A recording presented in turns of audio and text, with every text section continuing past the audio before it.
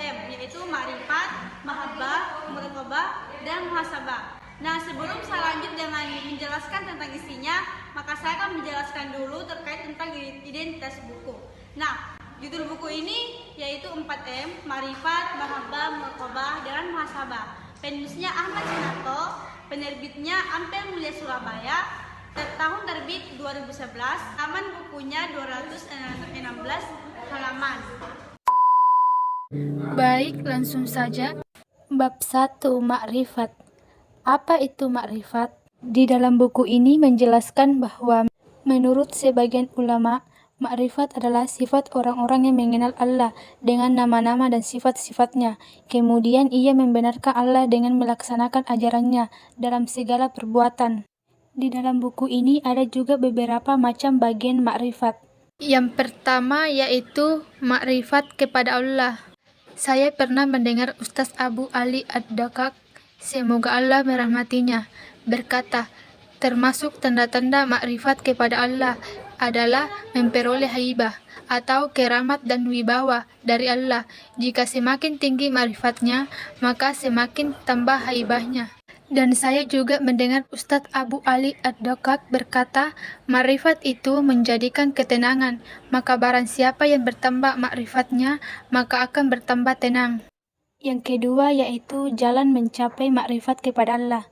Dalam buku ini ada dua jalan mencapai makrifat kepada Allah, yaitu yang pertama, melihat tanda-tanda kekuasaannya seperti yang ia firmankan di Quran Al-Baqarah ayat 164 dan surah Ali Imran ayat 190. Dan yang kedua itu merenungi dan mentadaburi ayat-ayat Al-Quran seperti firman-Nya di surah An-Nisa ayat 82, Al-Mu'minun ayat 68 dan Sad ayat 29. Yang ketiga yaitu jenis-jenis makrifat kepada Allah Subhanahu wa Ta'ala. Ma'rifatullah mengenal Allah Azza wa Jalla itu terbagi dua, yaitu sebagai berikut. Yang pertama, ma'rifatu ikrar, mengenal Allah dengan pengakuan makrifat. Jenis ini memiliki oleh semua manusia, baik yang taat maupun yang maksiat, baik yang berbakti maupun yang berbuat durhaka. Dan yang kedua, makrifat yang menjadikan si pemiliknya malu dan cinta kepada Allah, hatinya terhambat kepadanya, rindu untuk berjumpa dengannya, dan beta serta tenang bersamanya.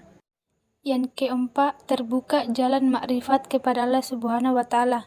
Tidakkah Anda ketahui bahwa memperkenalkan itu adalah pemberian Allah atas Anda? Sedangkan amal-amal atau yang Anda kerjakan, Anda berikan amal-amal itu untuk Allah. Dan di manakah fungsi pemberian Anda kepada Allah apabila dibandingkan pada apa yang didatangkan Allah atas Anda? Kalam hikmah ini mengandung pengertian yang dalam sekali tentang tujuan kita selaku hamba Allah dalam perjalanan kepada Allah dengan ajaran-ajaran kita, agama Islam. Untuk menjelaskan kalam hikmah ini adalah sebagai berikut. Hamba-hamba Allah yang mengerjakan amal ibadah dengan sebanyak mungkin, tujuannya agar sampai kepada Allah dengan perasaan sepenuh hati dan perasaan mengenal Allah Subhanahu wa Ta'ala. Bahwa kita selaku hamba Allah, biarkanlah amal ibadah kita sedikit, asal saja marifat kita kepada Allah bersemayam di dalam diri kita. Ini adalah lebih bagus daripada amal ibadah yang banyak tetapi hati kita lalai kepada Allah. Tidak sejalan antara ibadah yang kita kerjakan dengan hati kita sendiri. Sebab itu maka Allah mencela dan memandang rendah orang-orang yang mengerjakan sembahyang tetapi hatinya tidak kepada Allah. Yang nomor 5, yang terakhir, maksud dan tujuan orang-orang yang arif billah. Berusahalah apabila kita ingin meningkat dalam ibadat dan ubudiyah, yaitu benar yang hakiki dan sejati.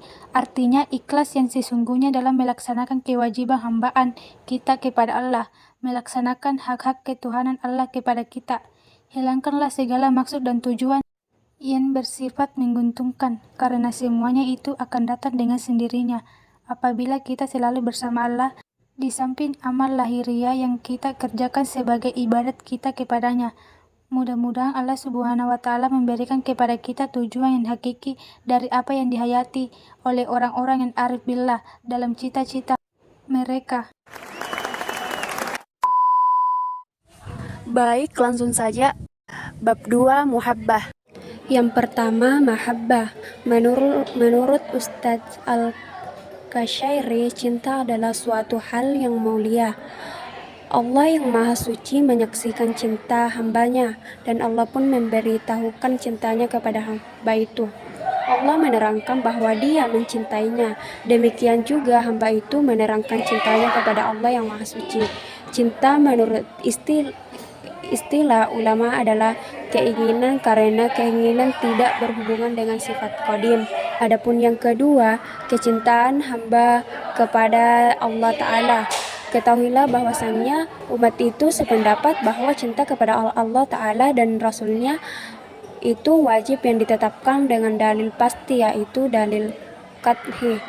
Dan bagaimana diwajibkan apa tidak ada wujud baginya, dan bagaimana kecintaan itu ditafsirkan dengan taat, dan taat itu mengikuti kecintaan dan buahnya, maka tidak boleh tidak mendahulukan kecintaan. Adapun yang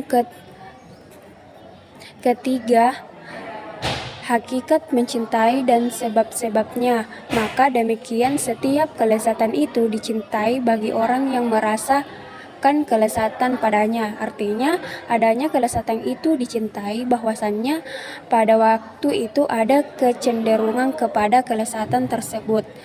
Adapun yang keempat, yang berhak atas mahabbah atau kecintaan adalah Allah yang Maha Esa.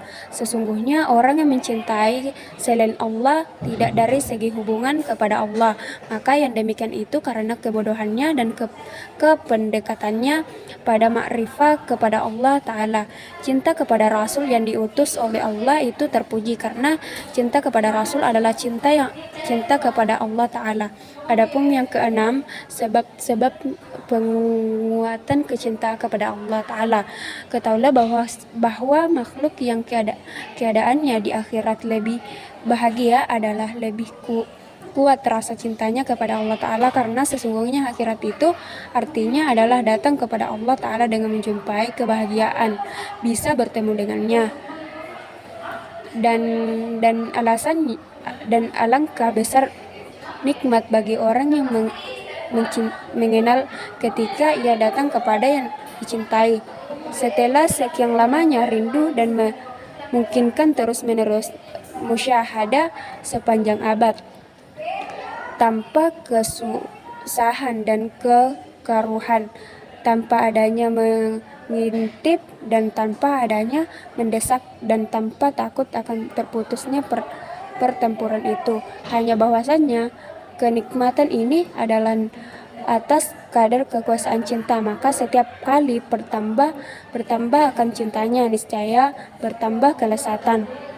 Dan bahwasannya yang diusahakan oleh hamba itu adalah kecintaan kepada Allah dunia. Adapun yang ketujuh, berkurang lezatnya manusia di dalam cinta, karena segala sesuatu ada lebih dan kurangnya, dan berlebih-lebih kurangnya sebab dan kebanyakan manusia tidak ada untuk mereka dari Allah Ta'ala kecuali sifat-sifat, nama-nama, dan mengotok pendengaran mereka, lalu mereka mempelajari dan menghafalnya. Adapun yang 8, sebab pendeknya pemahaman manusia dari mengenal atau ma'rifah kepada Allah yang Maha Suci. Ketahuilah kiranya bahwa yang paling nyata dan terang dari atau sesuatu yang maujud adalah Allah Ta'ala, dan ini menghendaki bahwasannya makrifah kepada Allah itu adalah makrifah yang pertama dan yang paling dahulu kepada pemahaman, dan yang paling mudah pada pemikiran. Bab 3. Muraqabah dan muhasabah. Baik, saya akan menjelaskan isi buku tersebut. Nah, baik, untuk lebih jelasnya maka saya akan menjelaskan sedikit tentang muraqabah. Nah, dalam muraqabah itu sendiri menjelaskan mengenai tentang penyeleksian atau pengawasan. Nah, setiap perbuatan manusia, tingkah laku manusia, gerakan manusia, gerakan tersembunyi, tingkah laku yang nampak, ataupun perbuatan yang lainnya itu Allah sudah mengetahui semuanya. Pun penjelasan tentang muhasabah diri, yaitu dilakukan terhadap semua perbuatan, tingkah laku, dan tindakan manusia, baik yang berhubungan dengan ibadah atau muamalah atau cabang-cabang yang lain. Contohnya adalah kewajiban seseorang untuk selalu bertanya kepada dirinya sendiri dengan kumpulan pertanyaan, kemudian mengingat dasar-dasarnya dari Al-Quran dan As-Sunnah.